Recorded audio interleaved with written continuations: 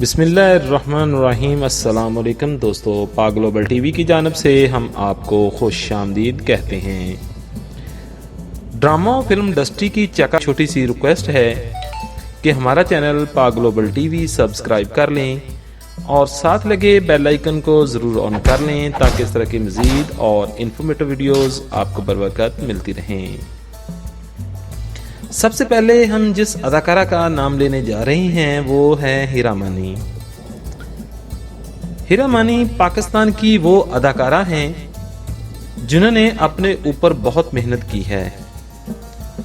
انہوں نے جب مانی سے شادی کی تھی تب یہ انڈسٹری کا حصہ نہیں تھی۔ ان کے گھر 2 بیٹیوں کی پیدائش ہوئی جس کے بعد انہوں نے اداکاری کا فیصلہ کیا۔ ہیرا مانی کی شادی کافی کم عمری میں ہوئی تھی، تاہم جب وہ انڈسٹری کا حصہ بنی تب انہیں سنگین نوعیت کا ڈپریشن تھا۔ ہیرا نے اداکاری کے ساتھ ساتھ اس بیماری سے مقابلہ کیا اور آج وہ کافی کامیاب اداکارہ ہیں۔ نمبر 2 پر جس اداکارہ کا ہم نام لینے جا رہے ہیں وہ ہے حنا الطاف۔ حنا الطاف سے یقیناً ہم سب واقف ہیں۔ رواں سال ان کی شادی معروف اداکار آغا علی سے ہوئی۔ چلبلی اور نٹکر طبیعت کی مالک یہ اداکارہ کئی دلوں پر راج کرتی ہیں۔ حنا نے اس بات کا اعتراف کیا کہ انہوں نے بہت ہی کم عمری میں ڈپریشن جیسی خطرناک بیماری کا مقابلہ کیا۔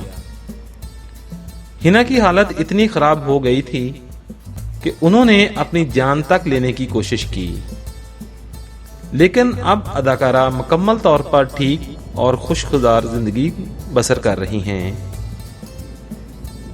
نمبر 3 پر جس اداکار کا ہم ذکر کرنے جا رہے ہیں وہ ہیں آغا علی۔ آغا علی بھی کم عمری میں ہی ایک بہت شدید نوعیت کے مرض کے سامنا کر چکے ہیں۔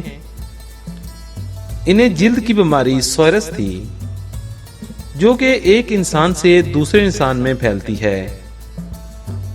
اس بیماری سے انسان بے بس ہو جاتا ہے اور کچھ نہیں کر پاتا۔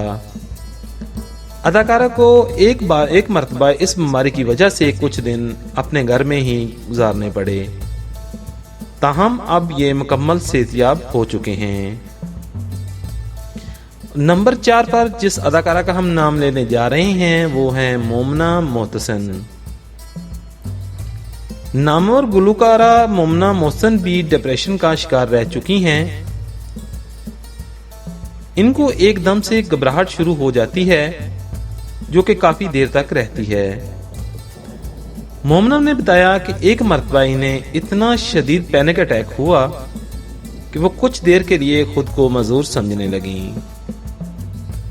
امید ہے کہ آج کی ویڈیو آپ کو پسند آئی ہوگی۔ ویڈیو پسند آئی ہو تو ہمارا چینل پاک گلوبل ٹی وی ضرور سبسکرائب کر لیجئے گا اور ساتھ لگے بیل آئیکن کو ضرور آن کر لیجئے گا تاکہ اس طرح کے مزید اور انفارمیٹو ویڈیوز آپ کو بروقت ملتی رہیں۔